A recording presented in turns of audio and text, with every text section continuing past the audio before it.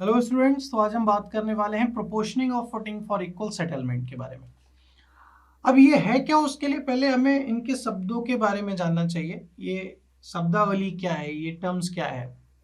अगर मुझे equal settlement चाहिए फुटिंग की, तो उसकी प्रोपोर्शनिंग भी मुझे करनी होगी कुछ इस हद तक कि हमारा जो सेटलमेंट हो वो एक तो रिड्यूस हो, और रिड्यूस इतना हो कि वो सब में इक्वली डिस्ट्रीब्यूट हो। ठीक है, तो अब हमें क्यों करना है, काय के लिए करना है और कैसे करना है, आइए देखते हैं और समझने की कोशिश करते हैं। अगर मुझे डिफरेंशियल सेटलमेंट को मिनिमाइज करना है, किसको, डिफरेंशियल सेटलमेंट को मिनिमाइज करना है, किसके कारण से, लाइव लोड के वेरिएशन से, लाइव लोड के वेरिएशन से फुटिंग के अंदर डिफरेंशियल सेटलमेंट को मिनिमाइज करना है, जो कि फाइन ग्रेन सॉइल के ऊपर है। तो इसलिए ये बहुत ही डिजायर्ड होता है, डिजायरेबल होता है कि आप फुटिंग को कुछ उस तरीके से प्रोपोर्शनेट करें ताकि उसमें इक्वल प्रेशर आए अंडर द सर्विस लोड्स। ठीक है ना, इक्वल प्रेशर आए under the service load, her footing में आपको इस तरीके से डिस्ट्रीब्यूट करना है। उससे क्या होगा कि जो भी आपकी फुटिंग है उसमें जो भी सेटलमेंट होगा वो इक्वल अमाउंट में आएगा, और जो आपका डिफरेंशियल सेटलमेंट हो रहा है वो कंसिडरेबली क्या हो जाएगा, रिड्यूस हो जाएगा। ठीक है, अब इस प्रोसीजर को फॉलो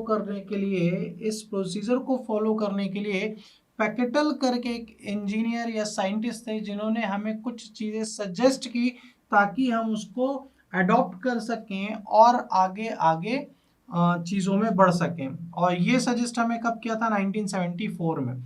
इसके अंदर 4 से 5 चीज़ें हैं। सबसे पहले हम क्या करेंगे, डिटरमाइन करेंगे डेड लोड को हर कॉलम के अंदर including the self weight of the footing. सबसे पहले क्या करेंगे, हर कॉलम के डेड लोड को फाइंड आउट करेंगे including the self weight of the footing. उसके बाद क्या करेंगे, हम डिटरमाइन करेंगे मैक्सिमम लाइव लोड को जो कि आपके फुटिंग में सब्जेक्ट हो रहा है, मैक्सिमम लाइव लोड को।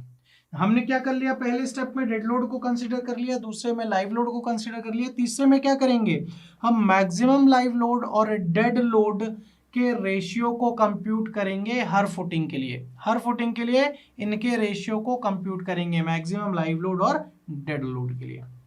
उसके बाद वो फुटिंग जहां पे ज्यादा से ज्यादा लार्जेस्ट लाइव लोड और डेड लोड का रेशियो आ रहा है जिस भी फुटिंग में, उसको हम गवर्निंग फुटिंग बनाएंगे, उसको प्राइम सब्जेक्ट मानेंगे, गवर्निंग फुटिंग मानेंगे।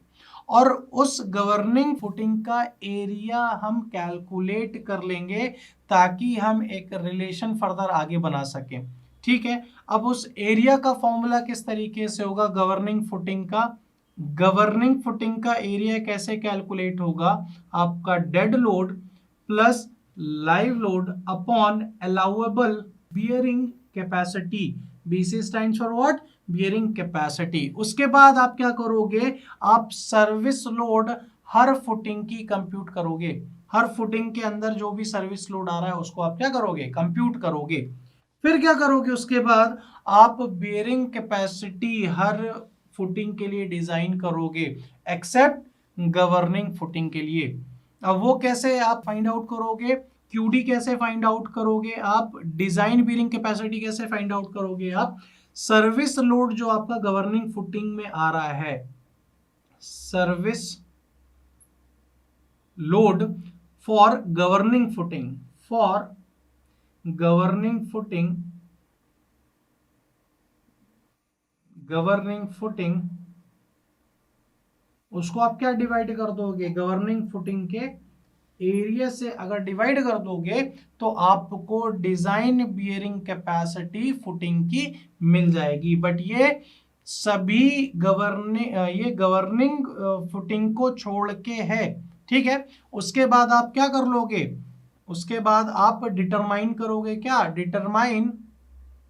Determine the area of footing. उसके बाद आप फुटिंग का एरिया फाइंड आउट कर लोगे, कैसे, सर्विस लोड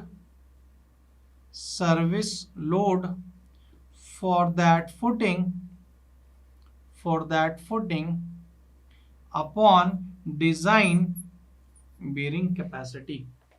तो इस तरीके से आप proportional of footing for equal settlement find out करते हैं। और ये पैकेटल ने 1974 में अपने को सजेस्ट किया था, और इस तरीके से उसके कुछ स्टेप्स होते हैं जिसके हेल्प से आप फुटिंग को प्रोपोर्शनेट कर देते हो। ठीक है, सबसे पहले आपने क्या किया, डेड लोड फाइंड आउट किया, फिर लाइव लोड फाइंड आउट किया, फिर उसके बाद लाइव लोड और डेड लोड के रेशियो की बात की। उसके बाद हर फुटिंग का देखा, जिसमें भी सबसे ज़्यादा रेशियो आ रहा था उसको आपने गवर्निंग फुटिंग बनाया, फिर गवर्निंग फुटिंग का एरिया फाइंड आउट किया। उसके बाद आपने सर्विस लोड निकाले, फिर डिज़ाइन बियरिंग कैपेसिटी निकाली, फिर उसके बाद आपने क्या किया, एरिया ऑफ फुटिंग को डिटरमाइन किया। तो आई होप आज का लेक्चर आपको समझ में आया होगा। आज के लिए इतना ही। Thank you very much.